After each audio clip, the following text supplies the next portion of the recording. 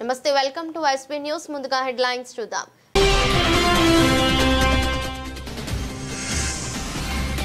సిరిసిల్ల పట్టణంలో ఘనంగా కొండ లక్ష్మణ్ బాపూజీ జయంతి వేడుకలు, పలు సంఘాల నివాళులు.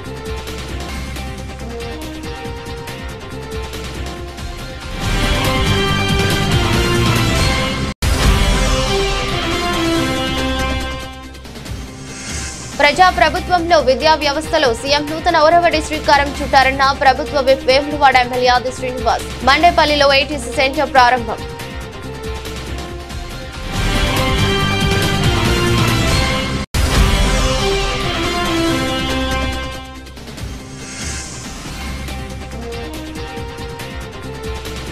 జిల్లా కలెక్టర్ బదిలీపై బాధితుల సంబరాలు.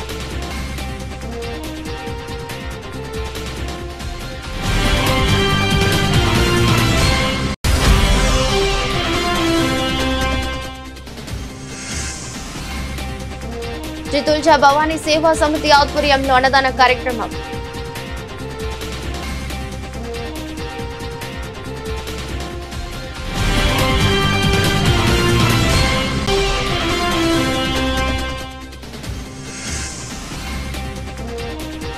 రాజన్న క్షేత్రంలో స్కందమాత అలంకారంలో భక్తులకు దర్శనమిచ్చిన అమ్మవారు.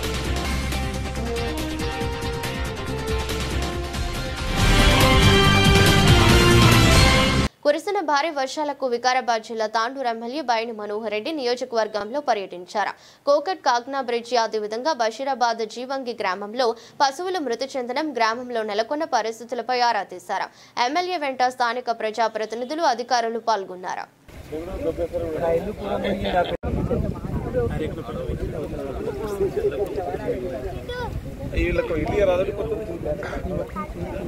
ఇప్పుడు పెట్టేసి స్పెషల్గా నేను ఇస్తా వేరే దాంట్లోకి ఒకటి వచ్చేసి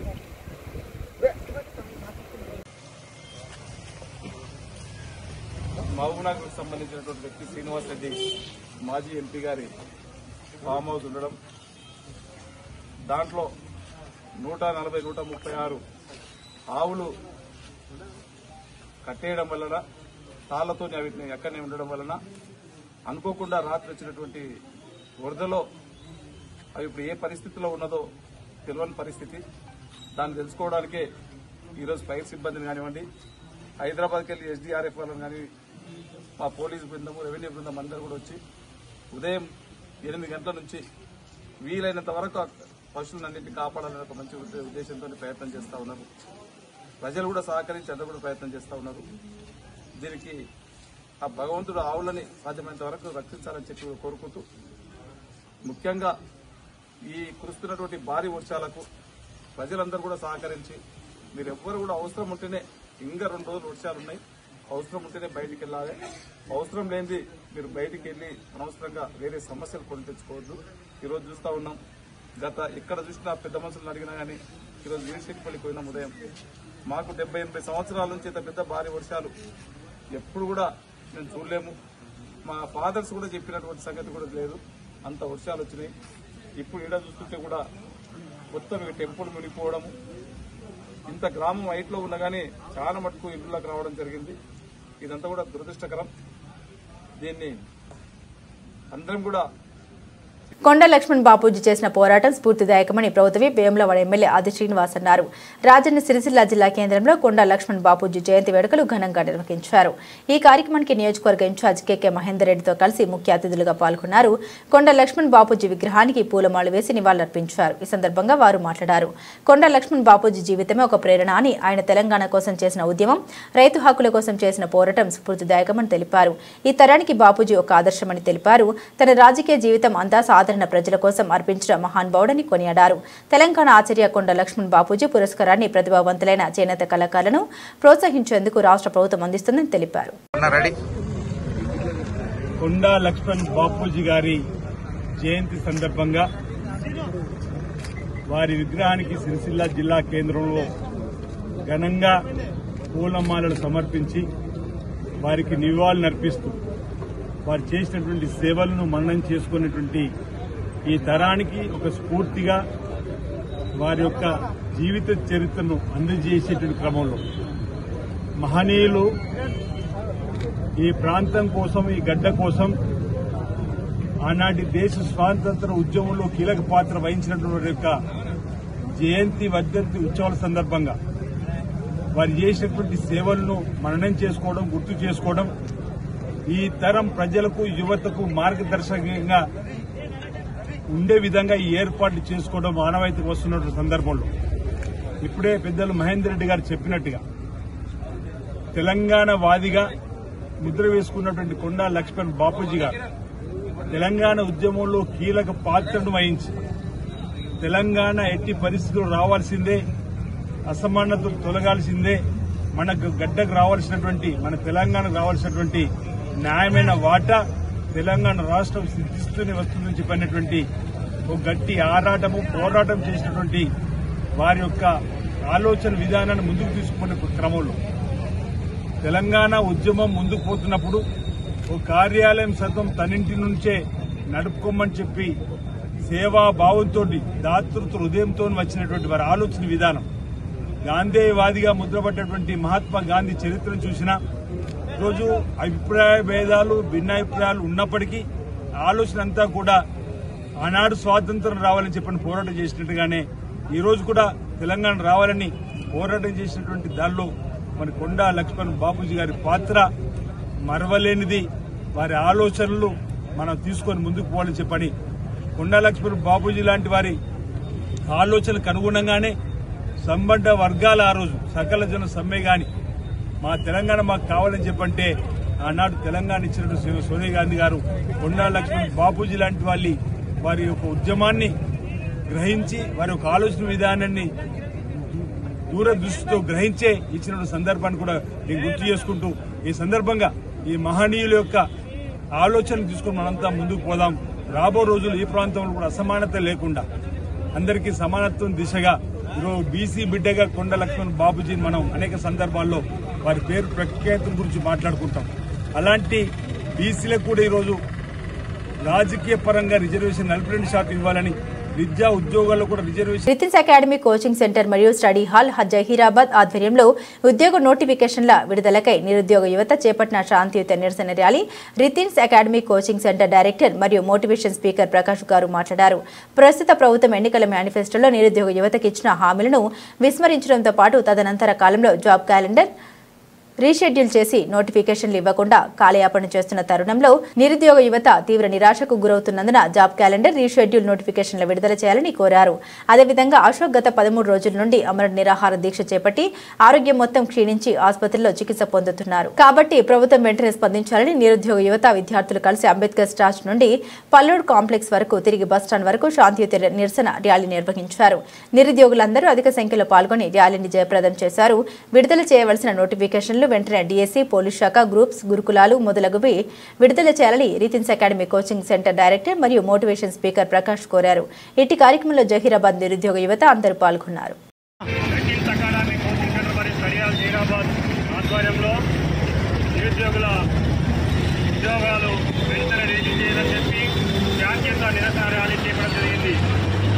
కాబట్టి గత 15 రోజుల నుండి హైదరాబాద్లో అశోక్ గారు నిరాదీక్ష వేసి ఆహారం లేకుండా ఉద్యోగాలు వెంటనే విడుదల చేయాలని చెప్పి గత 15 రోజుల నుంచి నిరాదీక్ష చేపట్టి ఆరోగ్యం క్షీణించి ఆసుపత్రి పాలై ఆరోగ్యం విషమంగా ఉంది. కాబట్టి ప్రభుత్వం తొందరలోనే స్పందించి ఉద్యోగాలు ఈరోజు సాయంత్రం కల్లా మీరు విడుదల చేయాలని మేము రితిన్స్ అకాడమీ కోచింగ్ సెంటర్ మరియు స్టడీ హాల్ జహీరాబాద్ నిరుద్యోగ యువత కోరుతున్నాం. ఎందుకంటే మీరు చెప్పినట్టే మేనిఫెస్టోలో ఏదో చెప్పారు 2 లక్షల ఉద్యోగాలు మేము చేపడతామని చెప్పి, అదేవిధంగా మేము అడుగుతున్నది కూడా మీరు చెప్పినది 2 లక్షల ఉద్యోగాలు అతి త్వరలో మీరు విడుదల చేసి నిరుద్యోగుల కళ్ళలో మీరు సంతోషం పొందాలని మేము కోరుకుంటున్నాం. మెగా డిఎస్సి అతి త్వరలో మీరు విడుదల చేయాలి. ఎస్ఐ కానిస్టేబుల్ ఉద్యోగాలు దాదాపు 20,000కు పైగా మీరు ఎస్ఐ కానిస్టేబుల్ ఉద్యోగాలు వేయాలి. అంతేకాదు గురుకుల ఉద్యోగాలు, అంతేకాదు గ్రూప్స్ మరియు 1, 2, 3, 4 ఇవన్నీ మీరు ప్రభుత్వ ఉద్యోగాలు చేపట్టి, ఎందుకంటే నిరుద్యోగులు ఎంతో ఆశతో ఎన్నో సంవత్సరాల నుంచి కోర్సులు తీసుకొని వారి కళ కోసం వారి తల్లిదండ్రుల చేస్తున్న కష్టానికి ముఖ్యమంత్రి ఇవ్వాలని చెప్పి ఎన్నో రోజుల నుంచి కోర్సులు తీసుకొని ఆశలో చదువుకొని వాళ్ళ పైసలు డబ్బులు పెట్టుకొని రేవంత్ రెడ్డి గారు మీరు డెడికేటెడ్ కమిషన్ సిఫార్సు మేరకు బీసీలకు 42% రిజర్వేషన్లు కేటాయిస్తూ జీవో నంబర్ 9ను విడుదల. ఈ క్రమంలోనే వనపర్తి ఎమ్మెల్యే మేఘారెడ్డి కీలక వ్యాఖ్యలు చేశారు. ఆయన మీడియాతో మాట్లాడుతూ తమ అగ్రనేత రాహుల్ గాంధీ కాశ్మీర్ నుండి కన్యాకుమారి వరకు చేసిన పాదయాత్రలో గుర్తించిన ఆలోచనలను రేవంత్ రెడ్డి తూచా తప్పకుండా అమలు చేసి చూపిస్తున్నాడని అన్నారు. కేంద్రం ఎన్ని అడ్డంకులు సృష్టించినా బీసీలకు 42% రాజకీయ రిజర్వేషన్లు అమలు చేసి నిజమైన బీసీ ఆప్తుడిగా రేవంత్ రెడ్డి గుర్తింపు తెచ్చుకోవడం సంతోషంగా ఉందన్నారు. తెలంగాణ కాంగ్రెస్ సర్కార్ చేపట్టిన కులగణన దేశానికి రోల్ మోడల్ గా నిలిచిందని పేర్కొన్నారు. దేశంలోనే మొట్టమొదటిసారిగా సమగ్ర కులగణన చేసి శాస్త్రీయ పద్ధతిలో విధానాన్ని రూపొందించి అన్ని రకాలుగా బీసీ రిజర్వేషన్లు అమలు చేసిన ఘనత రేవంతేనని కొనియాడారు. బీఆర్ఎస్ పార్టీ నేతలు బీసీ కులగణనపై హర్షం వ్యక్తం చేయాలన్నారు. బీజేపీ పార్టీ నాయకులు జీఎస్టీ పేరుతో ప్రజలను మోసం చేస్తూ బీసీ కులగణనను తప్పుద్రోవ పట్టిస్తున్నారని మండిపడ్డారు. బీసీ కులగణన విషయంలో ఇబ్బందుల గురి చేయాలని బీఆర్ఎస్ బీజేపీ కుట్ర చేస్తే ప్రజలు తగిన బుద్ధి చెప్తారన్నారు. ఈరోజు తెలంగాణ చరిత్రలో, భారతదేశ చరిత్రలో ఏ ముఖ్యమంత్రి తీసుకొని నిర్ణయం ధైర్యంగా తీసుకున్న మా గౌరవ ముఖ్యమంత్రి రేవంత్ రెడ్డి గారికి ప్రత్యేకంగా వనపర్తి ప్రజల తరఫున ఇక్కడ కూర్చున్న మా బీసీ నాయకులను మేము ఆయనకు అభినందనలు తెలియజేసుకుంటున్నాం. దాంతోపాటు మనం ఈరోజు ఈ ప్రెస్ మీట్ పెట్టడానికి ముఖ్య కారణం నిన్న ఇచ్చిన జీవో నెంబర్ 9.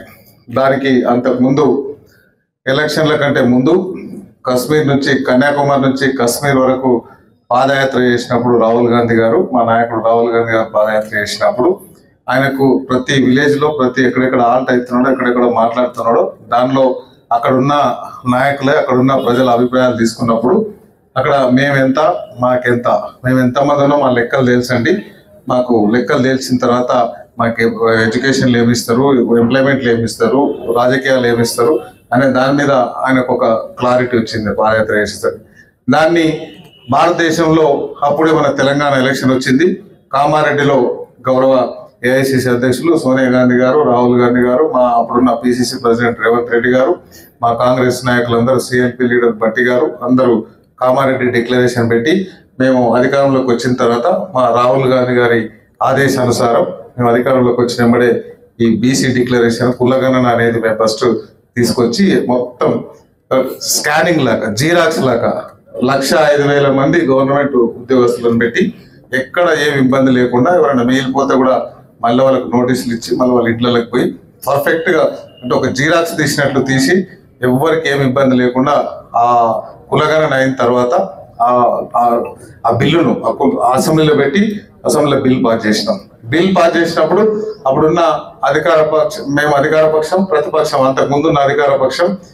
ఉమ్మడి విశాఖ అల్లూరు జిల్లా పాడేరు వైసీపీ ఎమ్మెల్యే విశ్వేశ్వరరావు తన కార్యాలయంలో కార్యకర్తల కోసం రూపొందించిన వైఎస్ఆర్సీపీ డిజిటల్ యాప్ ను మాజీ ముఖ్యమంత్రి ఆదేశాల మేరకు వైసీపీ ఎమ్మెల్యే విశ్వేశ్వరరావు పార్టీకి సేవలు అందిస్తూ అన్యాయానికి గురవుతున్న వారి కోసం ఈ డిజిటల్ యాప్ ను తీసుకొచ్చినట్లు ఆయన తెలిపారు. ఎన్నికలకు ముందు టీడీపీ నేత లోకేష్ తీసుకొచ్చిన రెడ్ బుక్ తరహాలో డిజిటల్ యాప్ ఉంటుందని పార్టీ వర్గాలు చెబుతున్నాయని, రాష్ట్రంలో టీడీపీ ప్రభుత్వంలో రెడ్ బుక్ రాజ్యాంగం నడుస్తుందని ఆ పార్టీ విమర్శిస్తున్న వైఎస్ఆర్సీపీ తాము అధికారంలో వచ్చాక ఈ డిజిటల్ యాప్ లో నమోదైన ఫిర్యాదులను పార్టీ నాయకులపై అక్రమ కేసులు నమోదు చేసిన వారిని వదిలిపెట్టేది లేదని, అందుకే కార్యకర్తలు ఉత్సాహం, ఆత్మస్థైర్యం నింపేందుకే ఈ యాప్ తీసుకువస్తున్నట్లు ఆయన తెలిపారు.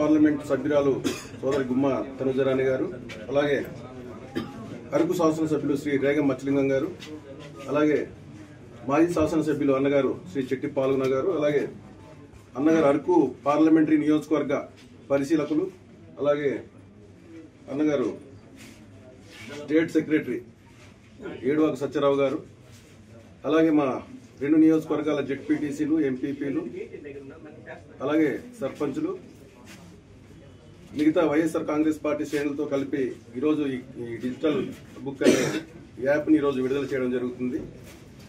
అయితే ఈ డిజిటల్ బుక్ ఈ యాప్ యొక్క ముఖ్య ఉద్దేశం ఇందాక చెప్పినట్లుగా ఇది వరకు కూటమి ప్రభుత్వం ఏర్పడిన తర్వాత ఈ బుక్ అంటే వైఎస్ఆర్ కాంగ్రెస్ పార్టీ శ్రేణులు అలాగే కార్యకర్తలు ఎవరైతే అన్యాయానికి గురవుతున్నారో వాళ్ళకి రేపు పొద్దున న్యాయం చేయడం కోసం మా గౌరవ మాజీ ముఖ్యమంత్రి వర్యులు శ్రీ జగన్మోహన్ రెడ్డి గారు డిజిటల్ బుక్ అనే ఒక యాప్ని రూపొందించడం జరిగింది.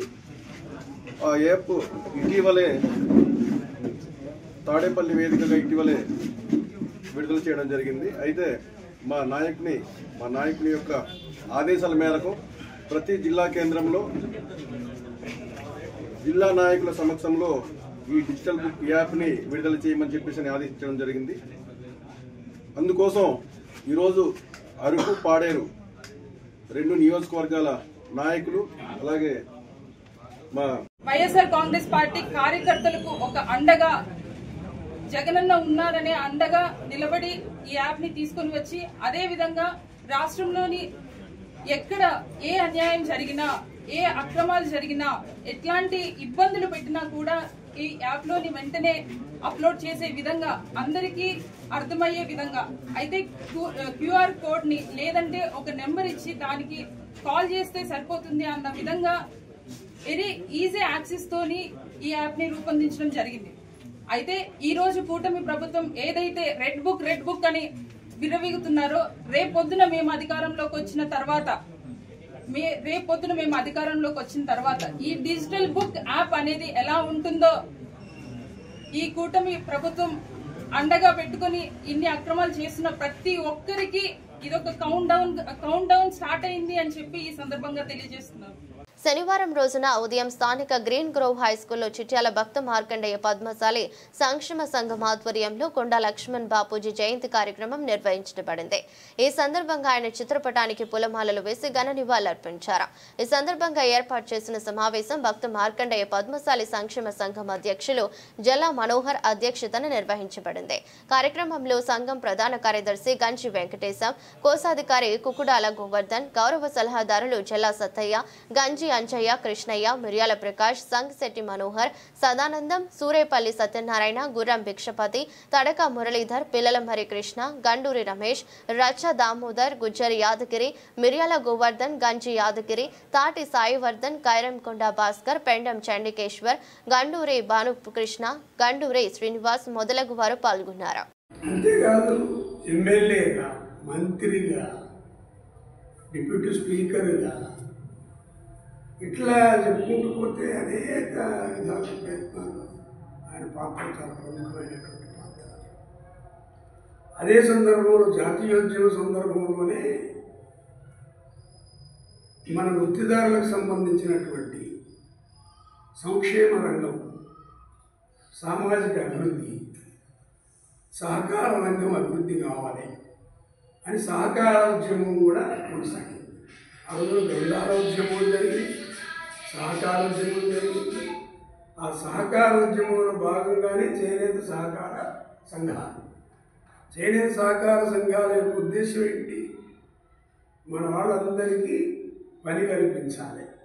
మన వాళ్ళు ఇతర ప్రాంతాలకి వలసలు పోవద్దు. పని లేదు అని చెప్పి కడుపు మార్చుకొని ఉండొద్దు. అందుకే సహకార సంఘాల యొక్క లక్ష్యం పని కల్పించాలి, కూలి ఇవ్వాలి. అందుకని ఆ రోజుల్లో మాలిచ్చేది, నేసిన తర్వాత బట్ట తీసుకునేది, కూలి ఇచ్చేది. ఈ బాధల మంది లేదు. అట్లాంటి సహకార ఉద్యమాన్ని లక్ష్మణ్ బాపూజీ గారి నాయకత్వంలో జరిగింది. ఈ ఒక్క చేనేత విషయంలో అన్ని వృత్తి సంఘాలు పెట్టిండు ఆయన. మత్స్య కార్మిక సంఘం, కలుగీత సంఘం, క్షౌర కార్మికుల సంఘం, అన్ని సంఘాలకు సహకార ఉద్యమ ప్రేరణతో సహకార సంఘాలు ఏర్పాటు చేశారు. అటు సహకార రంగాన్ని అభివృద్ధి చేయడానికి చాలా ప్రయత్నం చేయడం అనేది తెలియదు. ఇప్పుడే మన చిన్న చెప్పినట్టుగా నా చిన్నప్పుడు కూడా లక్ష్మణ్ బాపూజీ గారు మంత్రిగా ఉండి నేరడానికి వచ్చినప్పుడు చిన్నప్పుడు పోయి వినేది, వాళ్ళు ఉపన్యాసాలు వినేది మహాసభలో.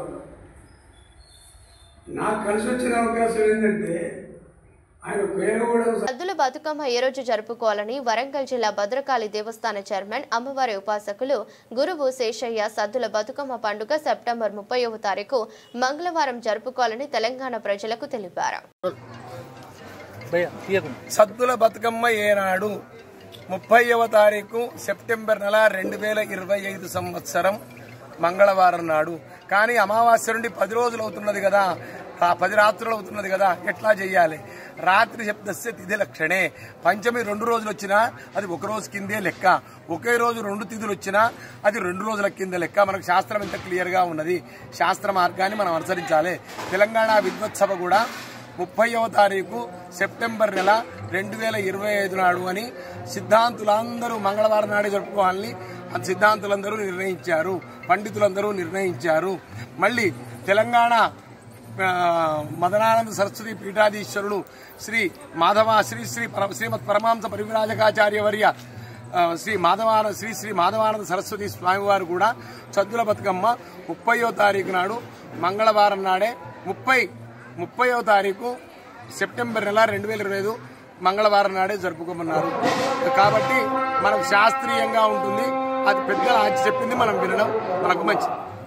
పిఠాపురం పట్టణం రాజావారి కోట నందగల వైఎస్ఆర్సీపీ కార్యాలయంలో వైఎస్ఆర్సీపీ రాష్ట్ర ఎస్ఎస్ఎల్ కార్యదర్శిగా శెట్టిపత్తుల సురేష్ కుమార్ ని రాష్ట్ర ఎస్ఎస్ఎల్ జాయింట్ సెక్రటరీగా లోడ అప్పలరాజు నియమించారు. అన్ని వైఎస్ఆర్సీపీ పిఠాపురం నియోజకవర్గం ఇన్ఛార్జ్ వంగ గీత విశ్వనాథ్ తెలిపారు. ఈ సందర్భంగా మాట్లాడుతూ పార్టీ కోసం పనిచేసిన ప్రతి ఒక్కరిని పార్టీ గుర్తిస్తుందని, అలాంటి పార్టీ ఏదైనా ఉందంటే అది ఒక వైఎస్ఆర్సీపీ అని, ఒక జగన్మోహన్ రెడ్డి అని అన్నారు. అనంతరం వైఎస్ఆర్సీపీ రాష్ట్ర ఎస్ఎస్ఎల్ కార్యదర్శిగా శెట్టిపత్తుల సురేష్ కుమార్ మాట్లాడుతూ పార్టీ కోసం నిరంతరం పోరాడుతామని, చివరి శ్వాస వరకు పార్టీలోనే ఉంటామని, పార్టీ అభివృద్ధికై పోరాడుతామని తెలిపారు. కార్యక్రమంలో రాష్ట్ర నాయకులు, జిల్లా నాయకులు, పట్టణ నాయకులు తదితరులు పాల్గొన్నారు. నాయకురాల ఆధ్వర్యంలో మనందరూ పనిచేస్తున్నాం. అది గర్వకారణంగా ఉంది. వారి అప్పలరాజు గారికి, శెట్టిపత్తుల గారికి వైఎస్ఆర్ నిర్మాణం జరుగుతూ ఉంది. మరి అధికారంలో ఉన్నప్పుడు పేద బడుగు బలహీన వర్గాల సంక్షేమం కోసం అందరి ఆలోచన పథకాలన్నింటినీ కూడా నిలుపుదల చేసి, పోనీ వాళ్ళు వాగ్దానం చేసిన పథకాలు ఏమైనా సవ్యంగా ఇస్తున్నారంటే అది కూడా లేని విధంగా పాలన. వైఎస్ఆర్సీపీ కుటుంబం అంతా బట్ వాళ్ళు ఒక్కటే అడుగుతున్నారు, ఫోటో అడుగుతున్నారు. మీతో ఫోటో అడుగుతున్నారని ప్రతి ఒక్కరు అదే చెప్పారంటే జగన్ గారు అంటే ఎంత ప్రేమ ఉందో జనాలకు ఏమీ అడగట్లేదు. ప్రతి ఒక్కరు వాళ్ళు జగన్ గారితో ఫోటో తీయించుకొని అడుగుతున్నారని చెప్పి ప్రతి ఒక్కరు చెప్తే మా అందరికీ చాలా ఆశ్చర్యం వేసింది.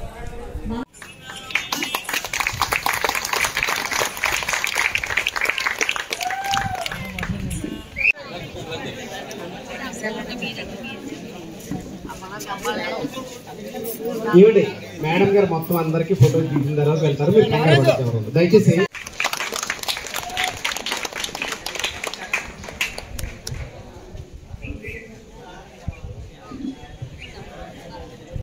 వేదికను అలంకరించినటువంటి పెద్దలందరికీ, ముఖ్యంగా మన వంగ గీతా విశ్వనాథ్ గారికి, ఆవిడని ఏమైనా అడ్రస్ చేయాలన్నా 1 కాదు 2 కాదు 3 కాదు బిరుదులు దాని ముందు ఎన్నన్నా పెట్టచ్చు, ఎన్ని పెట్టినా చాలు.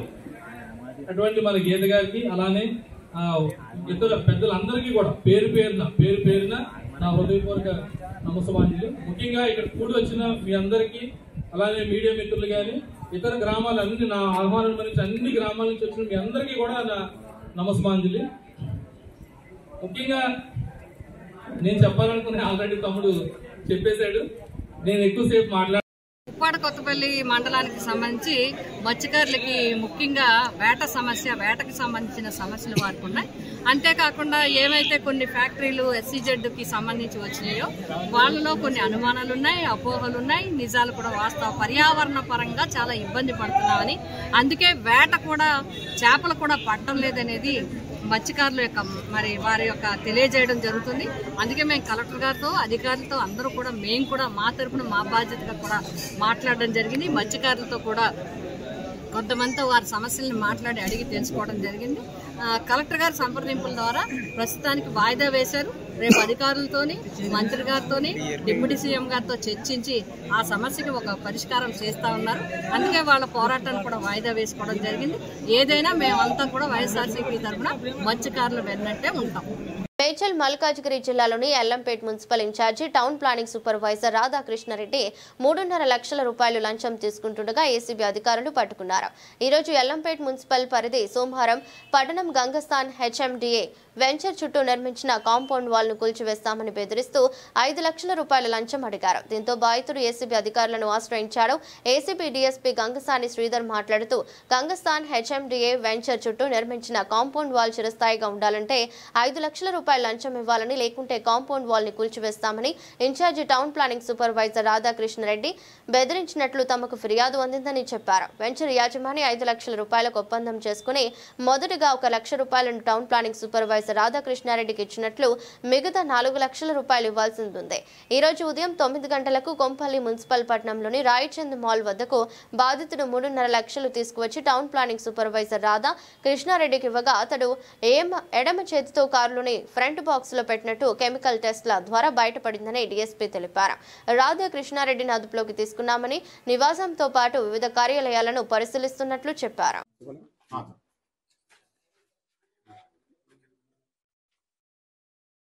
నమస్తే, నేను Gangasani Sridhar, DSP anti corruption bureau Hyderabad. సరే, మాకు మొన్న ఒక కంప్లైంట్ వచ్చేది. ఇక్కడ Yellampet municipality town planning supervisor గారు రాధా కృష్ణారెడ్డి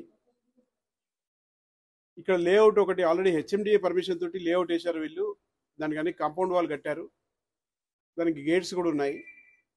అదే హెచ్ఎండిఏ నామ్స్ ప్రకారంగా హెచ్ఎండిఏలో కూడా వాళ్ళు ఎంక్వైరీ చేసుకున్నారు. ఎవరైనా పక్క ల్యాండ్ వాళ్ళు ఒకవేళ రోడ్స్ వేసుకుంటూ వస్తే వాళ్ళ రోడ్స్ కనెక్టివిటీ ఇవ్వాలి, ఓపెన్ చేయాలి అవని చెప్పేసి. అందు గురించి అతను ఏం చేశాడంటే చాలా గేట్స్ వాళ్ళ దగ్గర కూడా పక్క వాళ్ళ నైబర్ ల్యాండ్స్ దగ్గర గేట్స్ వేసి పెట్టాడు. ఇక్కడ ఉన్న టౌన్ ప్లానింగ్ సూపర్వైజరు అక్కడికి వెళ్ళేసి ఆ గోడ మొత్తం కూలగొట్టేస్తాను, గేట్స్ మొత్తం కూలగొట్టేస్తాను, మెయిన్ గేట్ కూడా వాళ్ళు ఒకటి పెద్ద డిజైన్ చేసి పెట్టారు గంగస్థాన్ అని చెప్పేసి, దాన్ని కూడా కూలగొట్టేస్తానని చెప్పేసి బెదిరించాడు. కూలగొట్టుకుంటూ ఉండడానికి ఒక 5 లక్షల రూపాయలు ఇవ్వాలని డిమాండ్ చేశాడు. 5 లక్షల రూపాయలు అడిగేసి ఒక వారం రోజుల కిందనే 1 లక్ష రూపాయలు ఆల్రెడీ అడ్వాన్స్గా తీసుకున్నాడు అతను. మిగిలిన 4 లక్షల రూపాయలు తెచ్చి ఇవ్వాలని అడిగాడు. అడిగితే మా దగ్గర కంప్లైంట్ వచ్చాక మేము మళ్ళీ ఎంక్వైరీ కోసం పంపించాము. అప్పుడు ఇంకా మిగతా అమౌంట్ 4 lakhs గురించి అడిగినప్పుడు ఒక 3.5 lakhs ఇవాళ తెచ్చిస్తానని చెప్పాడు. 50,000 తర్వాత ఇస్తానని చెప్పాడు. ఆ 3.5 lakhs ఈరోజు మార్నింగ్ 9 o'clockకి రాయచందని మాల్ కొంపల్లి, అక్కడే మన అక్యూజ్డ్ ఆఫీసరు ఇల్లు కూడా అక్కడ వెనకనే ఉంది, మాల్ దగ్గరికి వచ్చేసి మనీ ఇవ్వమని చెప్పాడు. మార్నింగ్ 9 o'clock టైం ఇచ్చారు. మేము మార్నింగ్ వచ్చేసి ట్రాప్ చేసాం. అక్కడ అతను కారులో వచ్చాడు, అతను అక్యూజ్డ్ ఆఫీసరు కారులోనే అమౌంట్ పెట్టించుకున్నాడు. వార్తలు ముగించే ముందు మరోసారి హెడ్లైన్స్.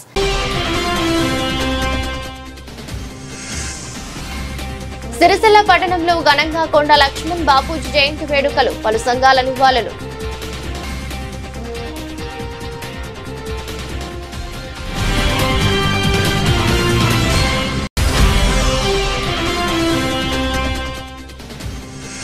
ప్రజా ప్రభుత్వంలో విద్యా వ్యవస్థలో సీఎం నూతన ఒరవడి శ్రీకారం చుట్టారన్న ప్రభుత్వ విప్ వేములవాడ ఎమ్మెల్యే ఆది శ్రీనివాస్. మండేపల్లిలో ఏటీసీ సెంటర్ ప్రారంభం.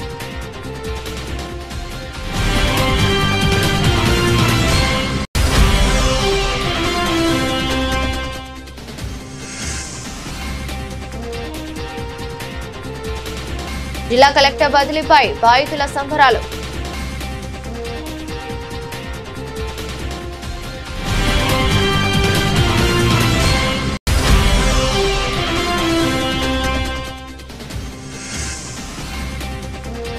తుల్జా భవానీ సేవా సమితి ఆధ్వర్యంలో అన్నదాన కార్యక్రమం.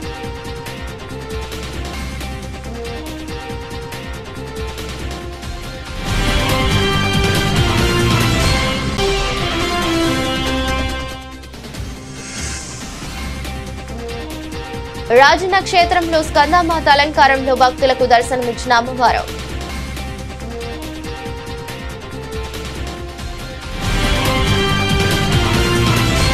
ఎదురొస్ట్ బులెటిన్ మరో బులెటిన్లో మళ్ళీ కలుద్దాం. అంతవరకు సెలవు. నమస్కారం.